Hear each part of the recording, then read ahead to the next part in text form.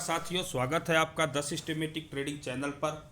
और आज हम जिस कंपोनेंट की बात करेंगे, पिवोट थ्योरी के उस एक एस्पेक्ट की बात करेंगे, एक मेजर सपोर्ट और रेजिस्टेंस की बात करेंगे जो आपके लिए बहुत ही यूजफुल हो सकता है। वीडियो अंत तक देखें आप अगर इसको पूरा अंत तक देखते हैं और R2 और S2 के कॉन्सेप्ट या उसका इम्पोर्टेंस आप समझते हैं तो ज़रूर CPR या पिवोट थ्योरी के थ्रू आपको बाज़ार को समझने में बहुत ही सहायता मिलेगी। तो चलिए चलते हैं, मैं थोड़ा सा इसका ब्रीफ कर देता हूँ कि कैसे हम सिस्टमेटिक वे में आपको CPR R1S1 या फिर R2S2 का वीडियो लेके आए हैं। तो पहले आपने CPR समझा, फिर आपने R1 और S1 समझा, फिर अब आज का जो हमारा वीडियो है वो R2 और S2 पे है। एक्चुअल में मेरा जो मानना है कि CPR R1S1 यानी पिवोट पॉइंट का जो हर एक लेवल है उसका एक अपना इम्पोर्टेंस है, उसका अपना एक कैरेक्टर है और हर लेवल के बेस पे आपको उसका कैरेक्टर समझते हुए बाज़ार को समझने में आसानी होती है। तो इस पे रिलेटेड आज का जो हमारा वीडियो है R2 और S2, ये इसलिए भी ज़रूरी हो जाता है कि कई बार आप देखते हैं कि मैक्सिमम रिटेल ट्रेडर कहाँ ट्रैप होता है। एक अच्छी बाइंग आती है किसी स्टॉक पे या किसी स्क्रिप्ट पे और वो पूरी तरह से टॉप में जाके बाई करता है और फंस जाता है। सेम अगर एक पैनिक सेलिंग आती है तो वो नीचे जाके सेल करने की कोशिश करता है, वहाँ पे ट्रैप हो जाता है। तो ऐसे वो कौन से लेवल्स हैं जहाँ पे आपको क्या स्टेप लेने चाहिए जिससे आपका इन्वेस्टिंग या आपका ट्रेडिंग में सुधार हो सकता है। तो चलिए हम लोग समझने का कोशिश करते हैं यहाँ पे R2 और S2। उसको समझे उससे पहले मैं आपको ये बताना चाहूँगा कि पिवोट पॉइंट क्या होता है, क्योंकि जो R2 और S2 है ना, जब मैं आपको आज फार्मूला डिराइव करूँगा तो उससे समझ में आएगा कि उसका इंपॉर्टेंस और भी क्यों हो जाता है हमारे लिए। तो पिवोट पॉइंट पहले हम समझने की कोशिश करते हैं, क्योंकि R2 और S2 पिवोट पॉइंट से ही कैलकुलेटेड होता है। तो पिवोट पॉइंट वो मैथमेटिकल कैलकुलेशन है प्राइस लेवल्स का जो लास्ट पीरियड में, मतलब प्रीवियस सेशन पे हाई लो और क्लोज का मैथमेटिकल कैलकुलेशन के थ्रू पिवोट पॉइंट निकलता है। यानी जो प्रीवियस सेशन का आपका हाई है, लो है और क्लोज है, अगर आप इसको 3 से डिवाइड कर देते हैं, यानी हाई लो क्लोज का एवरेज, अगर उसका आप एवरेज निकालते हैं तो वो आपका पिवोट पॉइंट बन जाता है। तो ये है पिवोट पॉइंट, सिंपल फार्मूला है, बहुत ज़्यादा डरने की ज़रूरत नहीं है इस फार्मूला पे। तो पिवोट पॉइंट कैसे निकलता है आपको पता चल चुका। अभी ये जो सिंपल जो सपोर्ट और रेजिस्टेंस होते हैं ना, इन ये जब हम पिवोट पॉइंट को फॉलो करते हैं या पिवोट थ्योरी को के थ्रू मार्केट को समझने का कोशिश करते हैं, तो ये सिंपल सपोर्ट और रेजिस्टेंस क्यों इंपॉर्टेंट होते हैं हमारे लिए, क्योंकि ये आइडेंटिफाई करने में हेल्प करते हैं की प्राइस जोन्स को। वो कौन से प्राइस जोन है जहाँ पे आप रिस्क ले सकते हो, वो कौन से प्राइस जोन है जहाँ पे प्राइस का बिहेवियर कुछ अलग हो सकता है, वो कौन से की जोन्स हैं प्राइस के जहाँ पे आपको एक अच्छा सपोर्ट या रेजिस्टेंस या प्राइस में कुछ मोमेंटम देखने को मिल सकता है। उन जोन्स के आधार पे अगर आपने वो आइडेंटिफाई कर लिए पिवोट पॉइंट के थ्रू उन प्राइस जोन्स को, तो आपको एंट्री और एग्जिट में आपको प्लान करने में सपोर्ट मिलता है। आप उनके थ्रू प्लान कर सकते हो कि कहाँ पे आप एग्जिट करोगे, कहाँ पे आप एंट्री करोगे, और अपना प्रॉफिट्स को भी डिफाइन कर सकते हो कि क्या टारगेट आप वहाँ पे लोगे, और अपने रिस्क को भी सिस्टमेटिकली आप मैनेज कर पाओगे। पिवोट पॉइंट के थ्रू आपको रिस्क कैसे मैनेज करना, इसका एक हमारा अलग वीडियो आएगा। तो अभी यहाँ पे मैं आपको विजुअल वे में दिखाना चाहता हूँ। एक हायरकी है पिवोट पॉइंट का कि सबसे बीच में आपका CPR होता है, फिर आपका R1 S1 और फिर उसके बाद R2 में स्टार लगा हुआ है और S2 में स्टार लगा हुआ है, क्योंकि आज का ये हमारा टॉपिक है। और उसके बाद जो हमारा एक्सट्रीम रेजिस्टेंस और एक्सट्रीम सपोर्ट मिलता है वो है R3 और S3। तो चलिए आगे हम चलते हैं और इसको समझने की कोशिश करते हैं। इस जर्नी को में आपको एक बहुत ही महत्वपूर्ण चीज़ें समझने को, मार्केट को के लिए आपको सीखने को मिलेगा। तो चलिए आगे चलते हैं। ये फार्मूला है, डरने की ज़रूरत नहीं है, बहुत सिंपल फार्मूला है ये R2 और S2 का। तो पहले पिवोट पॉइंट का कैलकुलेशन होता है कि हाई लो और क्लोज का जब आप एवरेज निकालते हैं, या high plus low plus close divide by 3, तो आपको एक पिवोट पॉइंट मिलता है। अब जो R2 का फार्मूला कैसे ड्राइव होता है, तो R2 यानी pivot plus high minus low, मतलब आप समझिए कि ये हाई माइनस लो क्या होता है। हाई माइनस लो होता है यानी किसी भी सेशन का, प्रीवियस सेशन का आपका रेंज, यानी जो रेंज है प्रीवियस सेशन का, अगर इस प्रीवियस सेशन के रेंज को आप पिवोट में जोड़ देते हैं, मतलब सिंपल सी बात, इसको आप ऐसे समझने का कोशिश कीजिए कि सिंपल आपका ये एक पिवोट लाइन है, ये आपका एक पिवोट लाइन है, पिवोट पॉइंट है ये आपका, जो कि high plus low plus close से डिराइव्ड हुआ है। अगर प्रीवियस डे का रेंज जो भी है, ये प्रीवियस डे का कैंडल है, मान लीजिए जो भी रेंज है इसका, इसके ऊपर आप रख दो सेम रेंज, तो यहीं पे आपका R2 और नीचे उसी के रेंज पे आपका S2, तो ये दो लेवल आपको मिलते हैं। तो चलिए हम समझते हैं इसको कि कैसे ये फार्मूला ड्राइव्ड हुआ। तो आप देखिए कि प्रीवियस डे का जो रेंज है हाई माइनस लो यानी प्रीवियस सेशन का रेंज में अगर आप पिवोट जोड़ देते हैं तो आपको R2 मिलता है। सेम प्रीवियस रेंज को आप पिवोट से घटा देते हैं तो आपको S2 मिलता है। तो कितना कॉमन फॉर्मूला है और इसका क्या इंपॉर्टेंस है, मतलब एक एवरेज पॉइंट है, एक एवरेज पॉइंट है आपके पास,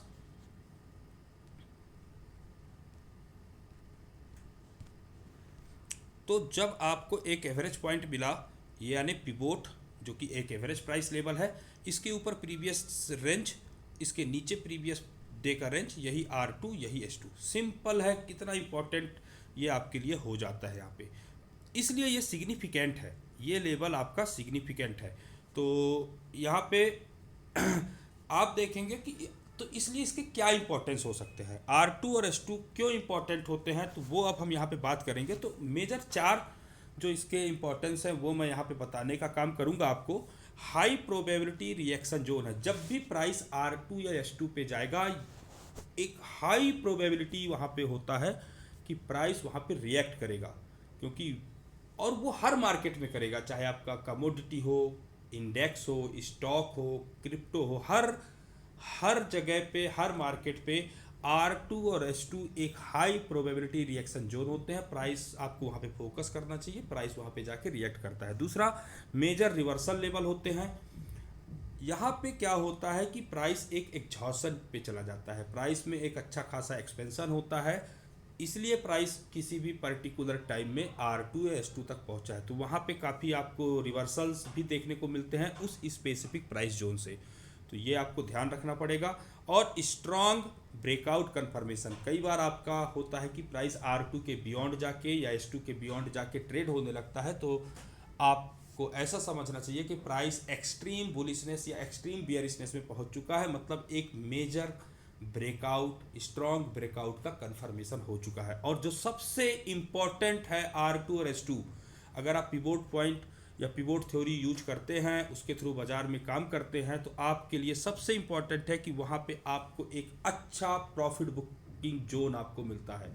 अगर कोई भी पर्सन पिवोट पे पोजीशन लिया है तो R2 पे पोजीशन बुक करने पे उसको काफ़ी अच्छा गेन होता है। सेम वाइस वर्सा S2 पे अगर प्रॉफिट बुक करते हैं तो वहाँ पे आपको एक अच्छा गेन हो जाता है। तो वो एक एक्सीलेंट प्रॉफिट बुकिंग जोन है, यहाँ पे मैंने एक्सीलेंट वर्ड यूज किया है ताकि आप इसको आसानी से समझ सकें। तो आगे चलते हैं, हम तो ये समझते हैं, अब केवल हम फोकस करेंगे R2 पे। तो चूंकि जैसा मैंने आपको बताया कि पिवोट पे आप प्रीवियस डे का जो रेंज है, प्रीवियस सेशन का प्राइस जो रेंज है, अगर आप उसको रख देते हो तो यहाँ पे आपको R2 मिलता है। तो यही उसका फार्मूला है भी है कि प्रीवियस रेंज जब पिवोट पे आप ऐड कर देते हो तो आपको R2 मिलता है। इसको समझने के लिए आपको क्या समझना होगा कि ये बुलिश एक्सटेंशन जोन है, प्राइस काफ़ी अच्छा एक्सटेंशन मोड पे चल रहा है, एक्सपेंशन हुआ है प्राइस में, और जाके वो अगर पिवोट पॉइंट के ऊपर प्राइस का रेंज एक्सपेंस हुआ है तो R2 तक, वो एक्सटेंशन जोन में R2 तक जाने की उसकी प्रोबेबिलिटी रहती है। और ये अगर R2 पे प्राइस जाता है तो आप उसको एक्सटेंशन जोन की तरह कंसीडर कीजिए। प्रॉफिट बुकिंग जोन है फॉर बायर्स, अगर पिवोट पॉइंट पे या R1 पे किसी ने पोजीशन बनाया है तो लॉन्ग किया हुआ है तो उसको R2 के पास प्रॉफिट बुक करने के लिए फोकस करना चाहिए या देखना चाहिए। शॉर्ट सेलिंग का अपॉर्चुनिटी वहाँ पे रहता है, अगर किसी भी प्रकार का रिवर्सल पैटर्न फॉर्म होता है वहाँ पे जैसे बिग रिवर्सल हो गए या आउटसाइड रिवर्सल, किसी तरह का कैंडल स्टिक या डाउ पैटर्न, जो भी प्रकार का पैटर्न वहाँ पे होता है, आप उसके अकॉर्डिंग वहाँ पे शॉर्ट सेलिंग यानी कॉन्टेरियन व्यू वाले जो हमारे साथी ट्रेडर हैं वो वहाँ पे एक बार को शॉर्ट अपॉर्चुनिटी भी देख सकते हैं। सिग्निफिकेंट रेजिस्टेंस का काम करता है, इसलिए आपको वहाँ पे इस तरह के सारे बिहेवियर्स को देखना पड़ता है, क्योंकि ये एक सिग्निफिकेंट आप एक रेजिस्टेंस है तो प्राइस में एक प्रेशर क्रिएट करने का काम करता है। सेम हम स्पेशली H2 को समझते हैं, तो H2 क्या होता है, जो सेम वाइस वर्सा R2 के जैसे पिवोट पे प्रीवियस डे का आप रेंज रख दो तो ये आपका H2 का जोन होता है। और H2 का फार्मूला आप यहाँ पे देख सकते हैं कि प्रीवियस डे का जो रेंज है यानी हाई माइनस लो है, उस पे पिवोट से आप जब उसको घटा देते हो तो आपको H2 मिल जाता है। बेयरिश एक्सटेंशन जोन है, जैसे R2 आपका बुलिश एक्सटेंशन जोन था तो ये बेयरिश एक्सटेंशन जोन होता है। जो भी शॉर्ट किए होते हैं, चाहे आप पिवोट पे शॉर्ट करिए चाहे आप S1 पे शॉर्ट करिए, आपका प्रॉफिट बुकिंग जोन S2 होना चाहिए। पोटेंशियल बाइंग अपॉर्चुनिटी, अगर किसी भी प्रकार का रिवर्सल फॉर्म होता है वहाँ पे कैंडल स्टिक पैटर्न या स्ट्रक्चर किसी भी प्रकार का बुलिश बनता है, आपको वहाँ पे बाइंग अपॉर्चुनिटी देखना चाहिए। और सिग्निफिकेंट सपोर्ट का ये काम करता है क्योंकि यहाँ पे एक बाइंग इंस्टीट्यूशनल बाइंग इंटरेस्ट यहाँ पे जनरेट होता है। प्राइस काफ़ी पैनिक सेलिंग के बाद वहाँ पे एक बाइंग अपॉर्चुनिटी वहाँ पे देखने को या स्ट्रॉन्ग सपोर्ट का काम करता है। तो चलिए हम जो सबसे इम्पॉर्टेंट चीज़ है, अगर आप इसके मैथमेटिकल एस्पेक्ट को मत समझिए, आप इसके किसी और भी चीज़ों को अगर नहीं समझते तो इसको साइकोलॉजिकल एस्पेक्ट को भी हम समझने का कोशिश करते हैं कि R2 और S2 के साथ हम कैसा साइकोलॉजी ट्रेडर्स का जुड़ता है। जो भी पिवोट थ्योरी या बड़े इंस्टीट्यूशंस होते हैं वो R2 और S2 पे कैसे प्ले करते हैं। तो R2 पहले बात ये समझिए कि एक ओवरबॉट जोन का काम करता है और S2 एक ओवरसोल्ड जोन का काम करता है। मतलब अगर प्राइस R2 या उसके बियॉन्ड जाता है तो वो एक उस पर्टिकुलर टाइम पीरियड के लिए प्राइस ओवरबॉट जोन पे जा चुका है। अभी देखते हैं रिटेल बायर्स यहाँ पे हमेशा ट्रैप होते हैं। अक्सर आप देखेंगे कि समाचार में, न्यूज में, मीडिया के थ्रू या सोशल मीडिया में कई बार किसी स्टॉक का ब्रेकआउट, 20 साल के बाद ब्रेकआउट, 10 साल के बाद ब्रेकआउट, या इवन कोई एक अच्छा जब भी बाइंग आपको रिकमेंड किया जाता है तो मैक्सिमम टाइम ये देखा गया कि वो R2 के पास होता है और फिर प्राइस वहाँ से नीचे आता है। तो वो रिटेल ट्रेडर एक्चुअल में वहाँ पे ट्रैप होते हैं। और वो ट्रैप होने का रीज़न क्या है कि वो फोमो के तहत कि वो ये उनसे मिस ना हो जाए ये एक बड़ा मूव जो आने वाला है, इस कारण से वहाँ पे फोमो उनके मन में एक मेंटल स्टेट आता है, उनका इमोशनल स्टेट फोमो का रहता है, जिसके कारण वो वहाँ पे ट्रेड बनाते हैं। और डिस्ट्रीब्यूशन करते हैं बड़े प्लेयर, वहाँ पे साइकोलॉजी रहती है कि प्राइस एक अच्छा एक्सटेंशन मोड पे रहता है तो वहाँ पे एक प्रकार को प्रॉफिट बुकिंग जोन होता है, तो लोग जो बड़े इंस्टीट्यूशंस हैं वहाँ पे डिस्ट्रीब्यूशन पोजीशन अपना बनाने का काम करते हैं। सेम वाइस वर्सा इसका S2 के लिए है। अगर प्राइस S2 या इसके बियॉन्ड ट्रेड होता है तो हमको ऐसा समझना चाहिए कि प्राइस एक ओवरसोल्ड जोन में है। शॉर्ट सेलर जो भी शॉर्ट करने की अपॉर्चुनिटी देखते हैं वो अगर यहाँ पे शॉर्ट करने की लिए देख रहे हैं तो वो ट्रैप होते हैं मैक्सिमम टाइम, क्योंकि काफ़ी प्राइस चल चुका होता है, एक पैनिक सेलिंग आ चुकी होती है, इसीलिए प्राइस आपका S2 पे है। स्मार्ट मनी यहाँ पे एक्यूमुलेट करने का कोशिश करता है प्राइस को, वो एक्यूमुलेशन जोन पे जाते हैं कि मतलब यहाँ पे हमको एक्यूमुलेट करना चाहिए, बाइंग का अपॉर्चुनिटी यहाँ से देखना चाहिए। पैनिक सेलिंग पीक ईयर होता है।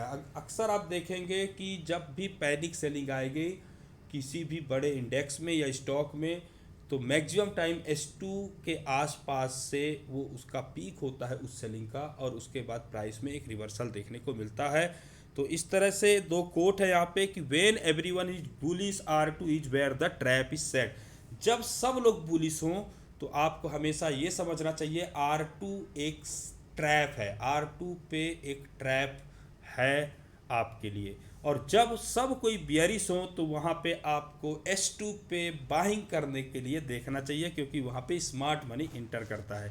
तो इस तरह से कन्फ्लुएंस देखिए, एक चीज़ हमेशा ध्यान रखिएगा कि R2 और S2 अपने आप में ही एक मेजर सपोर्ट और स्ट्रॉन्ग सपोर्ट और रेजिस्टेंस का काम करते हैं, लेकिन अगर वहाँ पे किसी और भी टेक्निकल टूल के थ्रू अगर कन्फ्लुएंस बनता है, कन्फ्लुएंस यानी R2 के पास कोई और लेवल आता है आपका, S2 के पास कोई लेवल आके कन्फ्लुएंस बनाता है, तो वो अनबीटेबल हो जाता है, वो बहुत ही रेयरली है कि वो लेवल में प्राइस रिएक्ट ना करे। मैक्सिमम टाइम प्राइस आपको वहाँ पे रिएक्ट करते देखने को मिलेगा।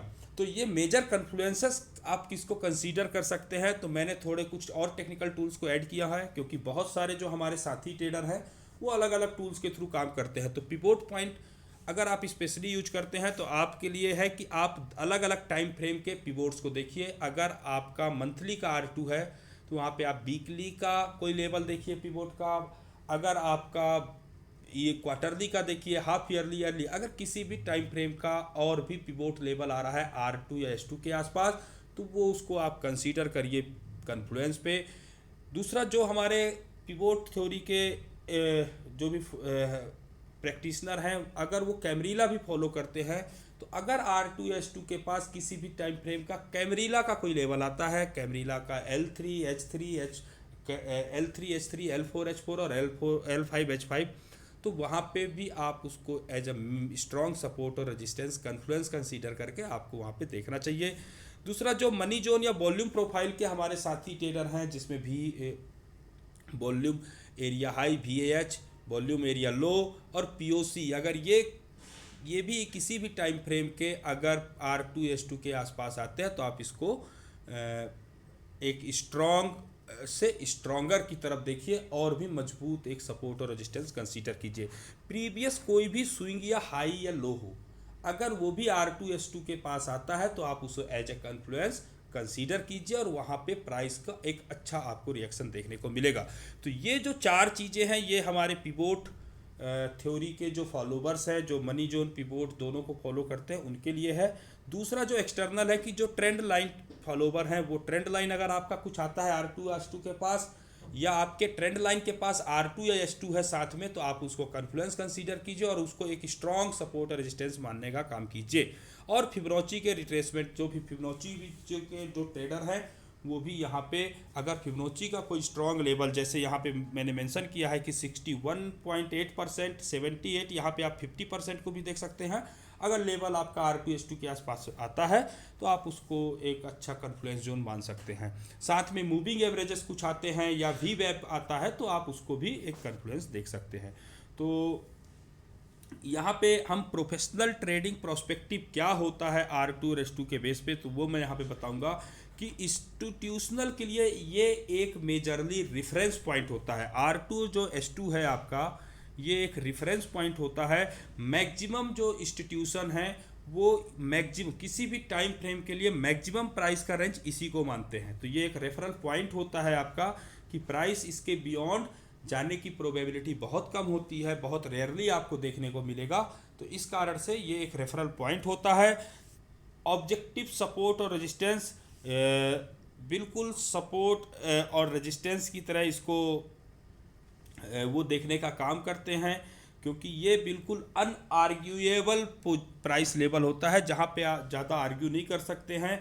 और ये एक प्रकार का प्योरली मैथमेटिकल एक लेवल होता है R2 और S2 का, जहाँ पे आपको इमोशनल आपके चीज़ें हट जाती हैं। क्योंकि अगर आपको पता है कि R2 और S2 का क्या इंपॉर्टेंस है, यहाँ पे किस तरह से प्राइस बिहेव करेगा, जैसा कि मैंने अभी प्रीवियस इसी वीडियो में आपको बताने का काम किया, तो बहुत बार आप जब प्राइस बहुत जाता है तो फोमो वगैरह से या फियर से आपको रिमूव होगा आपका या कंट्रोल होने का समय। यूनिवर्सल मार्केट एडाप्टेबिलिटी, और हर तरह के मार्केट में R2 और S2 का रिस्पेक्ट किया जाता है, चाहे वो गोल्ड हो, कमोडिटी हो, फॉरेक्स हो, क्रिप्टो हो।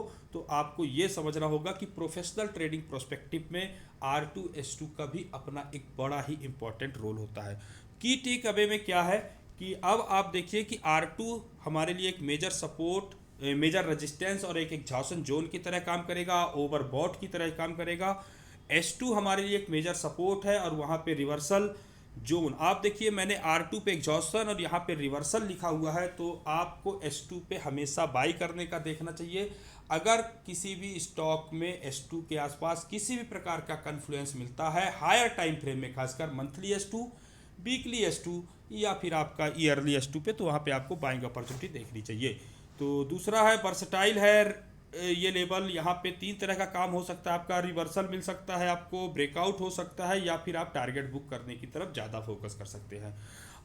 अगर कन्फ्लुएंस बनता है इस लेवल पे तो ये अनबीटेबल है। मैं इसको ऐसा मानता हूं कि अगर R2 या S2 पे किसी भी प्रकार का कन्फ्लुएंस बनता है, जो कन्फ्लुएंसेस मैंने आपको अभी प्रीवियस बताने का काम किया, तो अगर कन्फ्लुएंस बनता है तो ये अनबीटेबल है। यहाँ पे आपको ज़रूर फोकस करके देखना चाहिए कि आपका कौन सा सेटअप यहाँ पे अक्योर हो सकता है। तो इस तरह से R2 और S2 के विषय में मैंने आपको एक जो इसकी पूरी रूपरेखा है, इसका जो इम्पोर्टेंस है, इसका फॉर्मेशन है, सारा चीज़ मैंने आपको बताने का काम किया। हमेशा ध्यान रखिएगा, जाने से पहले मैं कुछ इम्पोर्टेंट पॉइंट जरूर रख देता हूं कि R2 और S2 पे आपको पहला तो प्रॉफिट बुक करने की तरफ देखना चाहिए, दूसरा रिवर्सल के लिए देखना चाहिए। तो टू टाइप ऑफ वर्क आपका रहेगा। तीसरा कि वहाँ पे आपको कुछ नहीं करना चाहिए। बहुत सारे ट्रेडर ऐसे हैं जो R2 या S2 के बियॉन्ड काम नहीं करते हैं प्राइस में। अगर कोई स्क्रिप्ट R2 S2 के बियॉन्ड चला जाता है तो वो उसको परहेज करते हैं वहाँ पे काम करने के लिए, क्योंकि बहुत सारे स्क्रिप्ट है, आप बहुत सारे स्क्रिप्ट में काम कर सकते हैं। तो जब भी प्राइस आपको R2 S2 पे मिले तो या तो आपको वहाँ पे प्रॉफिट बुक करना है अगर पोजीशन है आपका तो, या फिर आपको वहाँ पे मीन रिवर्जन अगर आपका व्यू काउंटेरियन बनता है तो आपको वहाँ पे एक छोटे एसएल के साथ काम करने को देखना चाहिए। तो ये पूरा स्ट्रक्चर रहा R2 S2 का। अभी हम जो यहाँ पे सीख चुके हैं, CPR हमने सीखा, R1 S1 भी हमने सीख लिया और R2 S2 भी सीख लिया। अभी इससे तीनों को मिला के मैं एक वीडियो लेके आऊँगा तो जिसमें एक पूरा स्ट्रक्चर भी आपको बताने का काम करूँगा। तो हमेशा स्ट्रक्चर के साथ ट्रेड कीजिए, इमोशंस को मत लाइए। पिवोट एक आपका डिसीजन फ्रेमवर्क भी होता है जहाँ पे आपके इमोशंस के लिए कोई जगह नहीं है। तो हमेशा स्ट्रक्चर के साथ काम कीजिए। तो अगर ये वीडियो आपको अच्छा लगा है तो आप चैनल को सब्सक्राइब कीजिए, लाइक कीजिए और अपने साथी ट्रेडर्स के साथ जरूर शेयर कीजिए ताकि उन्हें भी पिवोट थ्योरी के थ्रू बाजार को समझने में सहायता मिल सके। तो बहुत बहुत धन्यवाद साथियों, बहुत बहुत धन्यवाद साथियों।